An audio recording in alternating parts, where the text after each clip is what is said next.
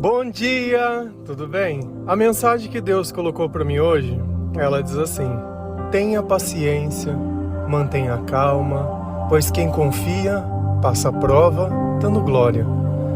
Senhor, tende misericórdia de nós. Perdoa, Pai, todos os nossos pecados, livra-nos de todo mal, nos afasta de tudo aquilo que não vem de Ti. Nós agradecemos, Senhor, por mais esse dia, pelo alimento, pela palavra, pela presença. Aceita, Senhor, essa nossa oração, esse nosso louvor, pois nós Te amamos, bendizemos, adoramos. Somente Tu é o nosso Deus e em Ti confiamos.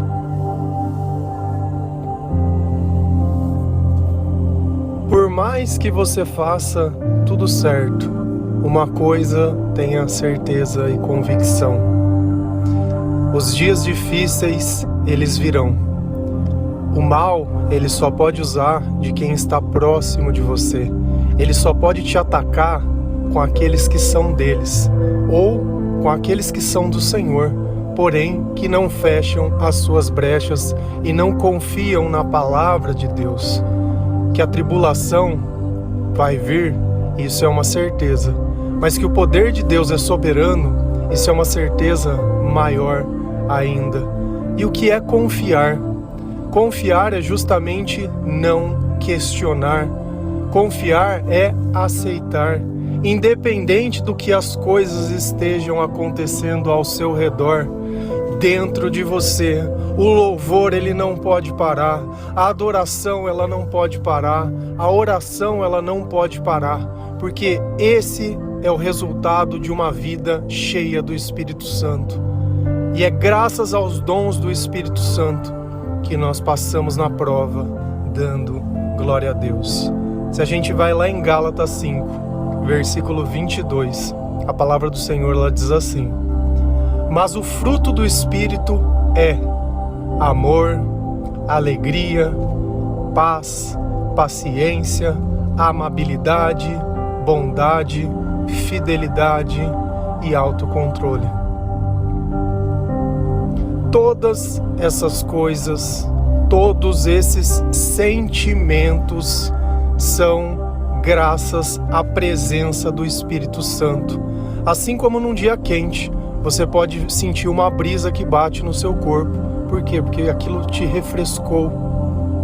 Assim como em algum lugar você pode sair e falar: nossa, aqui tá calor, mesmo que os teus olhos não vejam. Se você pisar para fora e tiver sol, você sente. Os nossos sentimentos são uma confirmação. E quando você sente amor, você sente Deus. Quando você sente alegria, você sente Deus. Quando você sente paz, paciência, amabilidade, bondade, fidelidade, vontade de fazer o certo do jeito certo, você está sentindo a presença de Deus. Então eu ter paciência não é algo que eu crio com a minha psique, não é algo que eu trabalho, não é graças a um livro de autoajuda, não. A paciência é a própria presença de Cristo na nossa vida, é a nossa fé sendo exercitada, é a nossa fé sendo colocada em ação. Você pode ter uma certeza na sua vida, que diversos serão os dias que você não mereceria viver, por tudo aquilo que você tem feito. Porém, é indiferente, porque o mal não pode tocar aquilo que está dentro de você, a força que Cristo colocou dentro do teu coração. Então, ainda que nós andamos num vale de sombras da morte, nada temerei, também não me deixarei abalar pelo lugar, porque aquilo não define a minha vida. O que define a nossa vida é o que está dentro de nós e não fora. As dificuldades, elas podem aparecer, e sempre para demonstrar que a nossa confiança no Senhor, ela é sempre muito maior. E o que é dar glória? Isso é muito importante. Dar glória é reconhecer quem faz o bem na sua vida. Tudo aquilo de bom que nós fazemos ou recebemos é graças a Deus. Eu no passado, quando eu escrevia poesias e fazia as coisas, eu achava que aquilo era meu. Hoje eu reconheço que tudo que eu fiz de bom era graças a Deus. Então, quando eu gravo o devocional, é a minha voz, mas são as palavras do Senhor. Eu apenas empresto um pouco de tudo aquilo que Ele me deu. E é assim que a nossa vida tem que ser. Se você faz algo bom, é graças a Deus. E o que é ingratidão? É quando nós não conseguimos reconhecer Deus nas coisas boas, ou quando nós queremos roubar de Deus o bem que nós fazemos.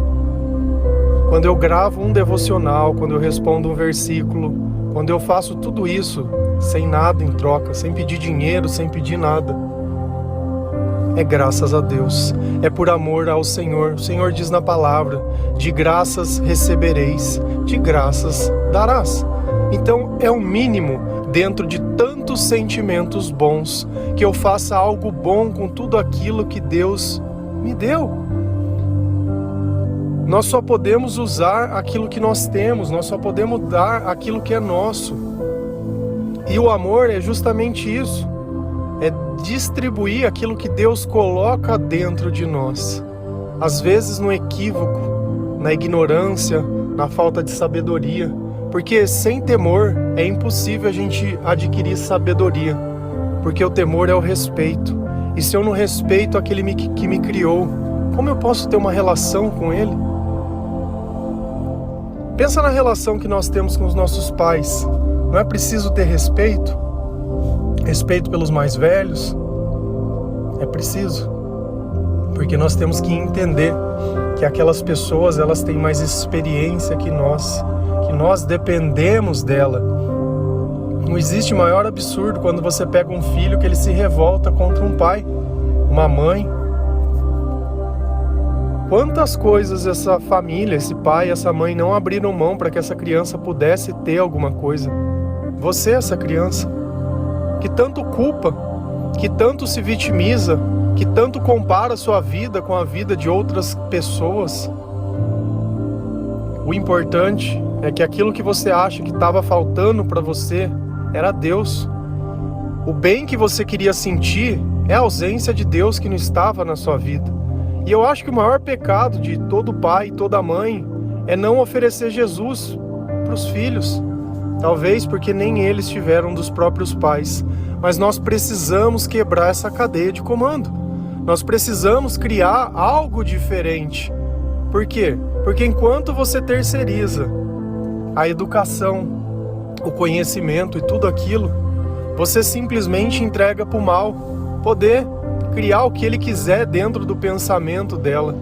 Quando nós perdemos a ideia do senso coletivo, quando nós vivemos o meu, você está a um passo da depressão.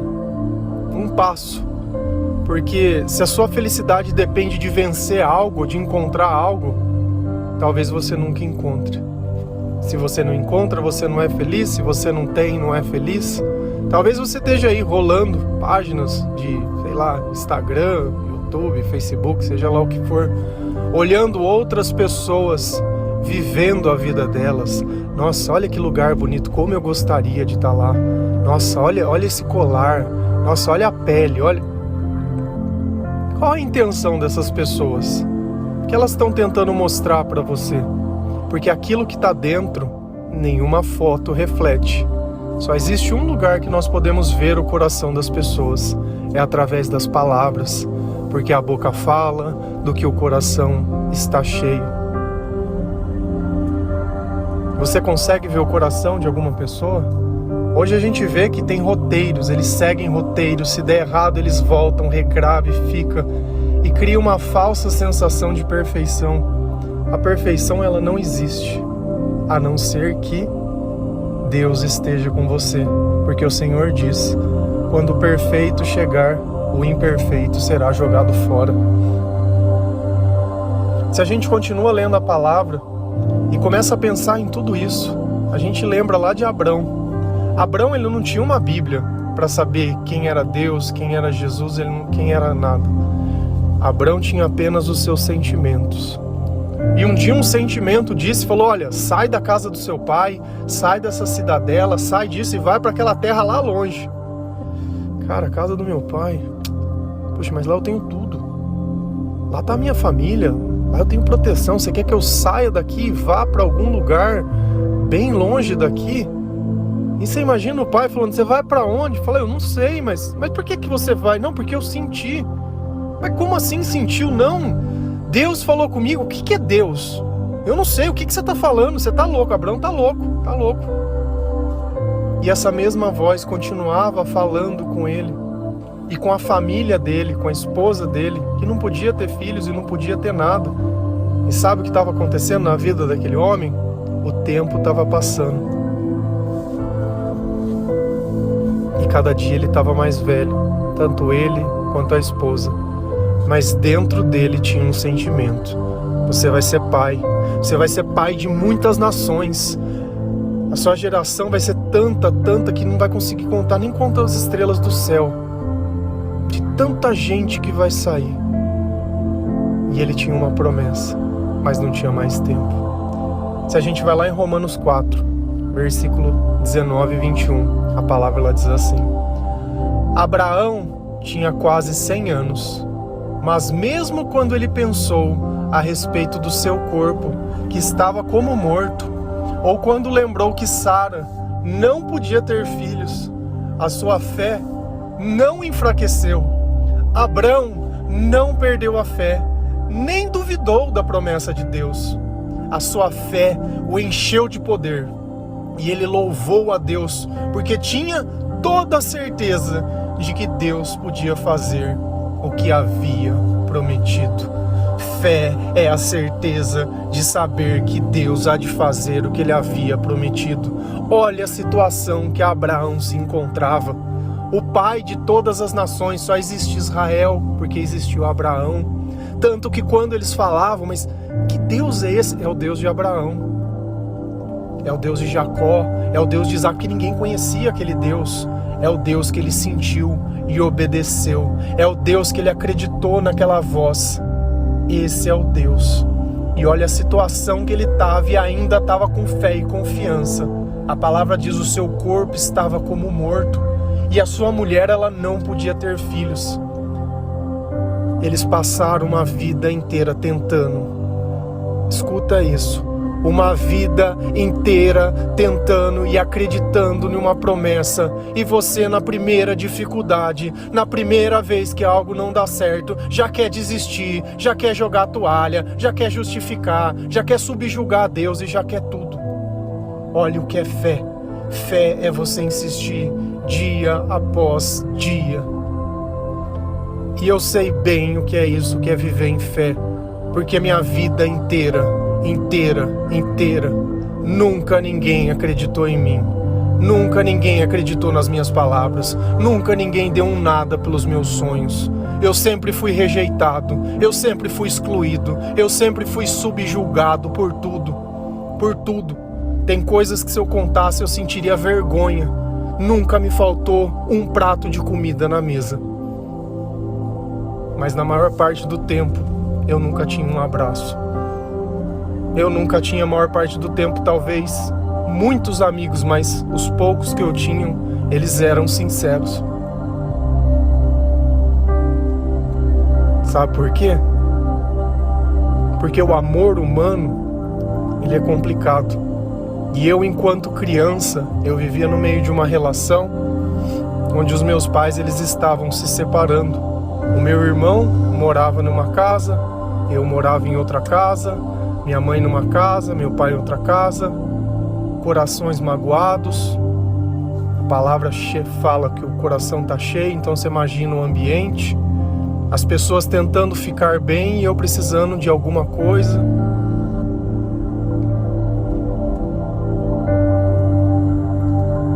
Você sabe por que eu não acreditava em Deus? Tinha mais ou menos, sei lá, uns 5, 6, 7 anos, não sei precisar a idade certa. E um dia eu cheguei em casa e minha mãe não estava em casa. E eu toquei a campainha e coloquei pai, ninguém, e comecei a ficar desesperado, uma criança. E aí eu entrei, sentei, tinha a garagem, sentei, fiquei sentadinho na frente do carro e nada de entrar para dentro de casa. Daqui um pouco deu um estalo na minha cabeça que devia ter uma janela aberta lá no fundo. Pulei o portão, subi em cima da casa, dei a volta, entrei por um vitrozinho. Cheguei, a hora que a minha mãe chegou, já tava lá dentro. Lá dentro. E eu lembro que quando eu tava na frente desse carro, eu falei, poxa, eu vou orar, vou pedir pra Deus, né? Ai, inocência. E Deus não abriu a porta. Mas Ele me mostrou uma janela. Só que eu não tinha sabedoria pra entender aquilo. E eu culpei Deus porque Deus não fez o que eu queria, que era abrir a porta. E nem agradeci pela janela. Então naquele instante, aquela sensação e aquilo ficou dentro de mim, dizendo, olha, se você quer algo, vai e faça. Você não vai chorar, você não vai esperar, você não vai pedir, você vai lá e faça. Vai e faça, resolva. Então você imagina esse gênio que criou dentro de mim, de uma pessoa que simplesmente ia tentar fazer as coisas por si só, porque não podia contar muitas vezes com ninguém. Na verdade, eu sempre pude contar com todo mundo, mas eu não entendia isso, porque pra mim ou era do jeito que eu queria ou era do jeito nenhum, mimado. Mas Deus, Ele revelou isso lá na frente. Eu só fui entender essa história lá na frente, mas eu cresci uma vida inteira afastado de Deus, por causa de uma ação, de uma coisa. Eu sei bem o que é tentar todos os dias e fracassar. Eu sei bem o que é o peso de tentar fazer todas as coisas.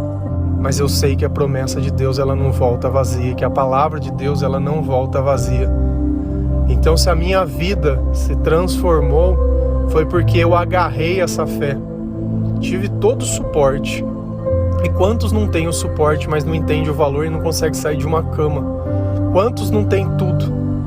O meu trabalho, ele envolve desenvolver coisas em computadores. Eu não fiz faculdade, eu não fiz nada. Então é como se eu falasse uma linguagem que Deus me ensinou a falar. E por muitas e muitas vezes o meu trabalho é simplesmente errar todos os dias, até que eu consiga criar algo que não existe. Dia após dia, fracassando. Mas dentro de mim ainda existe a fé. Tem histórias que eu gostaria de contar que se eu contasse eles iam achar mentiras. Mas eu creio que isso tem o tempo certo. Porque quando a gente serve ao Senhor, nenhum testemunho é em vão. E eu não digo nada dessas coisas por vaidade. Longe de mim. Eu não sou melhor que ninguém.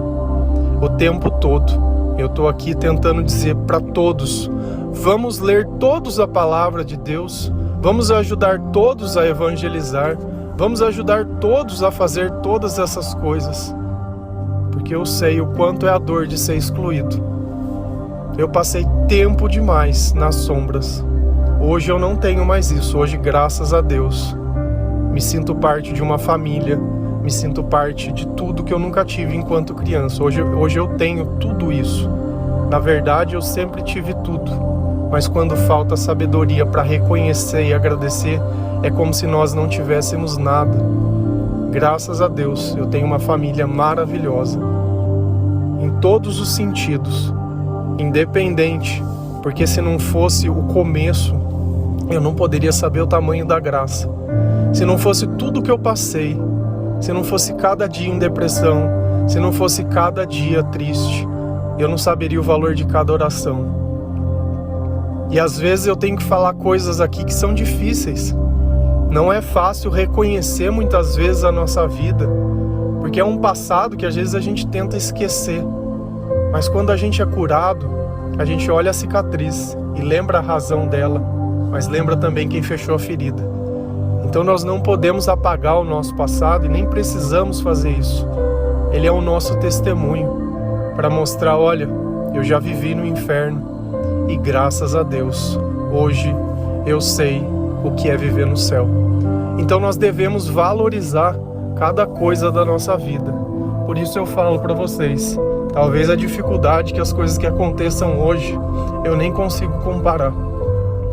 Porque antes eu não tinha ninguém para me consolar. Hoje o Senhor, o tempo todo, Ele está no meu lado. O tempo todo. Hoje eu tenho louvores. Hoje eu posso louvar o Senhor, agradecer ao Senhor. Hoje eu posso sentir a presença dEle, sentir Ele falando. E às vezes a gente olha à nossa volta e não se sente parte desse mundo. Mas dentro de mim existe um céu. Que a cada dia, através da palavra de Deus, Ele se fortalece. E a nossa fé continua. E assim como Abraão, naquele corpo morto, e a sua mulher que era estéril, as promessas de Deus, elas sempre vão se cumprir no momento certo. E não acha que não tem mais tempo. Só que Abraão, ele viveu pelas promessas de Deus e não baseados nos seus interesses. E a gente olha isso quando ele ia sacrificar o seu próprio filho. Nessa história inteira, quando ambos tentam resolver, Sara simplesmente diz: olha, vai com a empregada aí, tem um filho com ela porque eu não posso. Olha quando a gente tenta atropelar as coisas. Hoje nós temos o cristianismo, o judaísmo e o islamismo. São os dois filhos de Abraão, o filho da empregada e o filho de Sara. As duas nações que hoje brigam pela mesma terra. Por isso que você olha lá em Israel e tem aquela disputa lá dentro, toda aquela divisão, porque a promessa de Deus era verdadeira. O começo da Bíblia de ambos é o mesmo pai. Não sei se você sabia disso, mas... E às vezes a gente olha e fala: não, mas Deus não existe. Não, nada disso, é tudo viagem, tudo história. Mas é história mesmo, o que aconteceu.